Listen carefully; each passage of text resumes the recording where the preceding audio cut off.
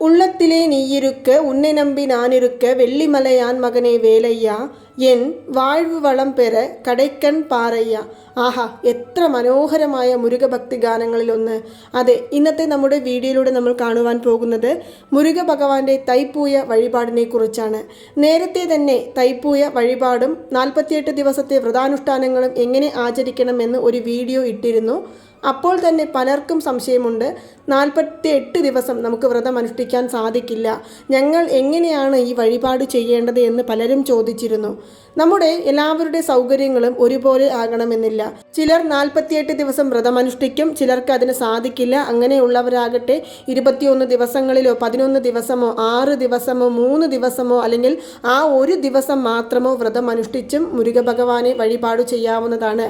നമ്മൾ വ്രതം അനുഷ്ഠിക്കുന്നതിലോ അതല്ല നമ്മൾ മന്ത്രങ്ങൾ ജപിക്കുന്നതിലോ അല്ല പ്രധാനം. നമ്മുടെ മനസ്സിൽ ഭഗവാൻ എപ്പോഴും ഉണ്ടാകണം. നമ്മുടെ നാവിൽ ഭഗവാന്റെ നാമം എപ്പോഴും ചൊല്ലിക്കൊണ്ടിരിക്കണം. നമ്മുടെ ചിന്തകൾ എപ്പോഴും ഭഗവാനെ ചുറ്റിയുള്ളതായിരിക്കണം.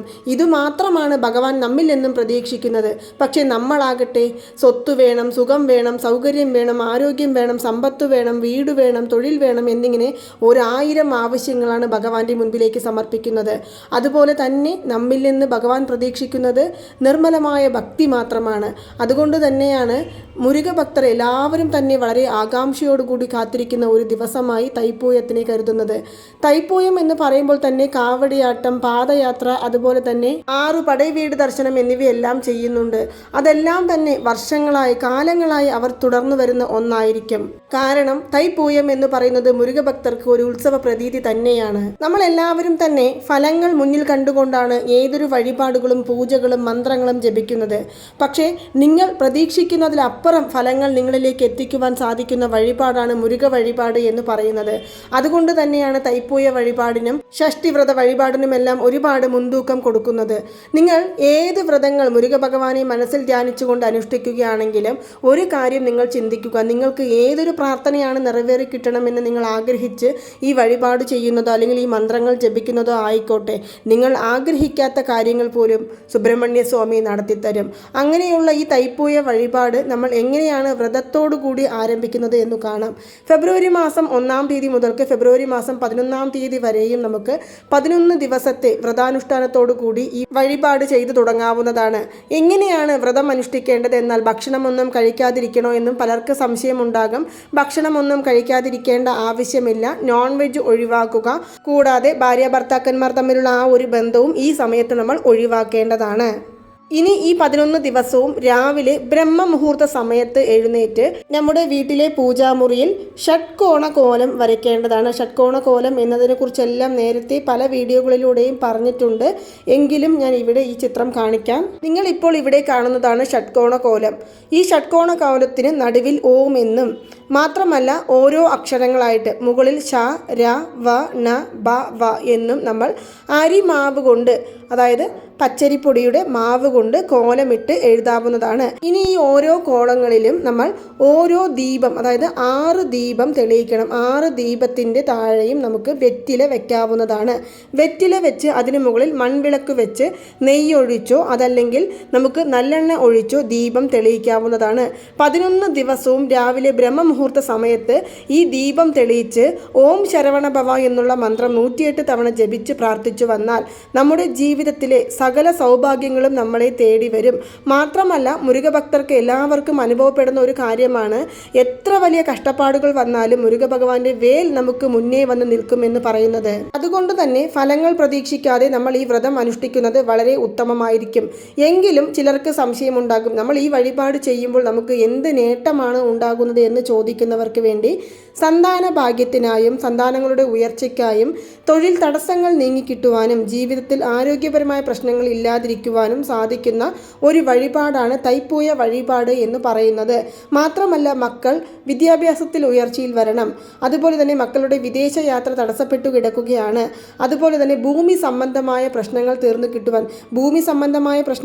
കിട്ടുവാൻ ഏറ്റവും അനുയോജ്യമായ ക്ഷേത്രമാണ് പഴനി ക്ഷേത്രം. ഈ ക്ഷേത്രത്തിലാണ് തൈപ്പൂയ വഴിപാട് കൂടുതലായി നടക്കുന്നത്. പാദയാത്ര ചെല്ലുന്ന ഭക്തജനങ്ങൾ എല്ലാവരും തന്നെ പഴനിയിലേക്കാണ് കൂടുതലായിട്ട് പോകുന്നത്. അത് കഴിഞ്ഞാൽ തിരുച്ചെന്തൂരിലേക്കും. അതുകൊണ്ട് തന്നെ പഴനി ക്ഷേത്ര ദർശനം നടത്തിയാൽ ഭൂമി സംബന്ധമായ എല്ലാവിധ പ്രശ്നങ്ങളും മാറിക്കിട്ടും. കാരണം ഭൂമികാരനായ ചൊവ്വാഗ്രഹത്തിൻ്റെ അധിപനാണ് മുരുക ഭഗവാൻ എന്നറിയപ്പെടുന്നത്. അതുകൊണ്ട് തന്നെയാണ് നമ്മുടെ പല വീഡിയോകളിലൂടെയും ചൊവ്വാഴ്ച ദിവസങ്ങളിൽ വെറ്റില ദീപം മുരുക ഭഗവാന്റെ പടത്തിന് മുൻപിൽ വെച്ച് പ്രാർത്ഥിക്കുവാനും വേൽ വഴിപാട് ചെയ്യുവാനുമായിട്ട് പറയുന്നത്. നമ്മുടെ വീഡിയോകൾ തുടർച്ചയായി കാണുന്ന നിങ്ങൾക്ക് എല്ലാവർക്കും അറിയാവുന്ന ഒരു കാര്യം കൂടിയാണ് ഞാൻ ഇപ്പോൾ ഇവിടെ പറഞ്ഞത്. ഇങ്ങനെ 11 ദിവസവും രാവിലെ ബ്രഹ്മമുഹൂർത്ത സമയത്ത് ഈ ദീപം തെളിയിച്ച് ഭഗവാന്റെ നാമം 108 തവണ ജപിച്ചു വരിക. അതുപോലെ തന്നെ വളരെയധികം ശുദ്ധമായി ഇരിക്കാനും ശ്രമിക്കേണ്ടതാണ്. ഇനി ഒരു പക്ഷേ നമുക്ക് ഇടയിൽ പീരിയഡ്സ് ആയി എന്നുണ്ടെങ്കിൽ നിങ്ങൾ വിഷമിക്കേണ്ട കാര്യമില്ല. നമ്മുടെ മനസ്സിൽ നമ്മുടെ ഭഗവാന്റെ മന്ത്രം ചൊല്ലുന്നതിന് ആരും തന്നെ തടസ്സം നിൽക്കുന്നില്ല. അതുകൊണ്ട് തന്നെ പരിപൂർണ വിശ്വാസത്തോടു കൂടി നിങ്ങൾ നിങ്ങളുടെ മനസ്സിൽ ഭഗവാന്റെ മന്ത്രം ജപിക്കാവുന്നതാണ്. ഇനി അതല്ല, നമുക്ക് 6 ദിവസത്തെ വഴിപാട് മാത്രമേ ചെയ്യാൻ സാധിക്കുകയുള്ളൂ എന്നിരിക്കെ നിങ്ങൾ ഫെബ്രുവരി മാസം 5-ാം തീയതി ബുധനാഴ്ച വ്രതം തുടങ്ങാവുന്നതാണ്. അതല്ല, നമുക്ക് ഒറ്റ ദിവസത്തെ വ്രതം മാത്രമേ അനുഷ്ഠിക്കാൻ സാധിക്കുകയുള്ളൂ എന്നുണ്ടെങ്കിൽ നിങ്ങൾ ഫെബ്രുവരി മാസം 11-ാം തീയതി വ്രതം അനുഷ്ഠിച്ച് പ്രാർത്ഥിച്ചു വരിക. ഇനി സാമ്പത്തിക ബുദ്ധിമുട്ടുകൾ മാറിക്കിട്ടുവാനായി ചിലർ ഈ ദിവസങ്ങളിൽ വ്രതം അനുഷ്ഠിക്കുന്ന പതിവുണ്ട്. അവർക്ക് വേണ്ടിയുള്ള ഒരു ചെറിയ താന്ത്രികം കൂടി ഞാൻ ഇവിടെ പറയാം. ഒരു ചുവന്ന നിറത്തിലുള്ള പട്ടുതുണി എടുക്കുക. അതിൽ 6 1 രൂപ നാണയം എടുത്ത് ഒരു കിഴി രൂപത്തിൽ കെട്ടി നമ്മുടെ പൂജാമുറിയിൽ മുരുക ഭഗവാന്റെ തൃപ്പാദത്തിന് മുൻപിലേക്ക് വെച്ച് ഈ 11 ദിവസമോ അല്ലെങ്കിൽ 6 ദിവസമോ വ്രതം അനുഷ്ഠിക്കുന്നവർ ഷഡ്കോണ കോലമിട്ട് അതിൽ ദീപം തെളിയിച്ച് പ്രാർത്ഥിച്ചു വരുന്ന സമയത്ത് അവസാനം ദീപധൂപ ആരാധന കാണിക്കുന്ന സമയത്ത് നമ്മൾ ഈ ചുവന്ന ആ കിഴിയിലേക്കും ഈ ദീപധൂപ ആരാധനകൾ കാണിക്കാവുന്നതാണ്. എത്ര വലിയ കടം പ്രശ്നങ്ങളാണെങ്കിലും അത് മാറിക്കിട്ടണമേ എന്ന് മുരുക ഭഗവാനെ മനഃപൂർവ്വമായി പ്രാർത്ഥിച്ചു വേണം നമ്മൾ ഇത് ചെയ്യുവാനായിട്ട്. ഇങ്ങനെ ഈ 11 ദിവസമോ അല്ലെങ്കിൽ 6 ദിവസമോ കഴിഞ്ഞതിനു ശേഷം തൈപ്പൂയ ദിവസം നമ്മൾ നമ്മുടെ വീടിനടുത്തുള്ള ഏതെങ്കിലും ക്ഷേത്രത്തിൽ, അതായത് മുരുകക്ഷേത്രം തന്നെയാകണം, അവിടെ ചെന്ന് അവിടുത്തെ കാണിക്ക വഞ്ചിയിൽ നമ്മൾ ഈ ഒരു കിഴി സമർപ്പിക്കാവുന്നതാണ്. ഇത് സമർപ്പിച്ചു കഴിഞ്ഞാൽ നിങ്ങൾക്ക് അടുത്ത വർഷം തൈപ്പൂയമാകുമ്പോഴേക്കും തന്നെ കോടി രൂപ കടം ഉണ്ടെങ്കിലും അതെല്ലാം സുബ്രഹ്മണ്യ സ്വാമിയുടെ അനുഗ്രഹത്തോടു കൂടി മാറ്റിയെടുക്കുവാൻ സാധിക്കും. മാറ്റിയെടുക്കുക എന്ന് പറയുമ്പോൾ നമ്മൾ വെറുതെ വീട്ടിലിരുന്നു കൊണ്ട് നമ്മൾ പൂജകളും വഴിപാടുകളും ചെയ്താൽ ഈ പണമെല്ലാം നമ്മളെ തേടി വരുമോ എന്ന് ചോദിക്കുകയാണെങ്കിൽ അങ്ങനെയല്ല. നമുക്ക് തടസ്സപ്പെട്ട് കിടക്കുന്ന പണം നമ്മളെ തേടി വരും. അതുപോലെ തന്നെ നമുക്ക് ഏതെങ്കിലും ഒരു രീതിയിൽ സൗഭാഗ്യങ്ങൾ തേടിയെത്തുന്നതായിരിക്കും.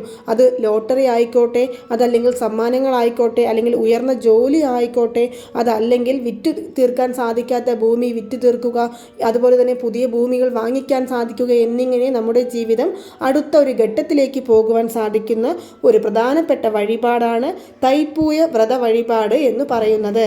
മാത്രമല്ല ഫെബ്രുവരി 11-ാം തീയതി തൈപ്പൂയ ദിവസം നമ്മളെ കൊണ്ട് സാധിക്കുന്ന അത്രയും പേർക്ക് അന്നം ദാനമായി കൊടുക്കുന്നത് നമ്മുടെ ജീവിതത്തിൻ്റെ അടുത്ത ഘട്ടത്തിലേക്ക് കൊണ്ടുപോകുവാൻ സാധിക്കുന്ന ഒന്നാണ് എന്ന് മാത്രമല്ല, ദാനങ്ങളിൽ ഏറ്റവും മികച്ച ദാനമായ അന്നദാനം കൊടുക്കുന്നതിലൂടെ നമ്മുടെ പാപങ്ങളെല്ലാം ഇല്ലാതാകുകയും ഭഗവാന്റെ അനുഗ്രഹം പരിപൂർണമായി നമ്മളിലേക്ക് എത്തിച്ചേരുവാനും ചെയ്യുന്ന ഒന്നുകൂടിയാണ്. അപ്പോൾ നിങ്ങളെ കൊണ്ട് 2 പേർക്കോ 3 പേർക്കോ 6 പേർക്കോ എത്ര പേർക്ക് അന്നം ദാനമായിട്ട് ഒരു നേരത്തെ ഭക്ഷണം വാങ്ങിക്കൊടുക്കുവാൻ സാധിക്കുമോ അത്രയും നിങ്ങൾ ചെയ്യാവുന്നതാണ്. നമ്മൾ കൊടുക്കും തോറും ഭഗവാൻ നമ്മളിലേക്ക് എല്ലാ സൗഭാഗ്യങ്ങളും തന്നുകൊണ്ടേയിരിക്കുന്നതായിരിക്കും. ഇനി ഈ വ്രത ദിവസങ്ങളിൽ രാവിലെ മാത്രമാണോ ദീപം തെളിയിച്ച് പ്രാർത്ഥിക്കേണ്ടത് എന്ന് ചോദിക്കുകയാണെങ്കിൽ വൈകുന്നേരം ഒരു ദീപമെങ്കിലും തെളിയിച്ച് പ്രാർത്ഥിക്കാൻ സാധിക്കുന്നവർ അങ്ങനെ ചെയ്യാവുന്നതാണ്. പക്ഷേ ഈ 11 ദിവസമോ 6 ദിവസമോ ബ്രഹ്മമുഹൂർത്തത്തിൽ എഴുന്നേറ്റ് ഈ ദീപം തെളിയിച്ച് നമ്മൾ പ്രാർത്ഥിച്ചു വരുന്നതിലൂടെ നമ്മുടെ ജീവിതത്തിൽ നമ്മൾ നേടിയെടുക്കുവാൻ സാധിക്കാത്തതായി ഒന്നും തന്നെ ഇല്ല എന്ന് തന്നെ പറയാവുന്നതാണ്. അപ്പോൾ നിങ്ങൾക്ക് എല്ലാവർക്കും ഈ ഒരു വീഡിയോ ഇഷ്ടമായി കാണുമെന്ന് വിശ്വസിക്കുന്നു. അതുപോലെ തന്നെ മടിപ്പിച്ചയെക്കുറിച്ച് ഒരു വീഡിയോ ചെയ്യാമോ എന്ന് പലരും ചോദിക്കുന്നുണ്ട്. ഉടൻ തന്നെ അതിനെക്കുറിച്ചുള്ള ഒരു വീഡിയോയുമായിട്ട് ഞാൻ വരുന്നതായിരിക്കും. നിങ്ങൾക്ക് എല്ലാവർക്കും ഈ വീഡിയോ ഇഷ്ടമായെങ്കിൽ മറ്റുള്ളവരിലേക്കും കൂടി എത്തിക്കാൻ ശ്രമിക്കുക. നന്ദി, നമസ്കാരം. ഓം നമോ നാരായണ. ഓം നമോ വെങ്കിടേശായ നമഃ.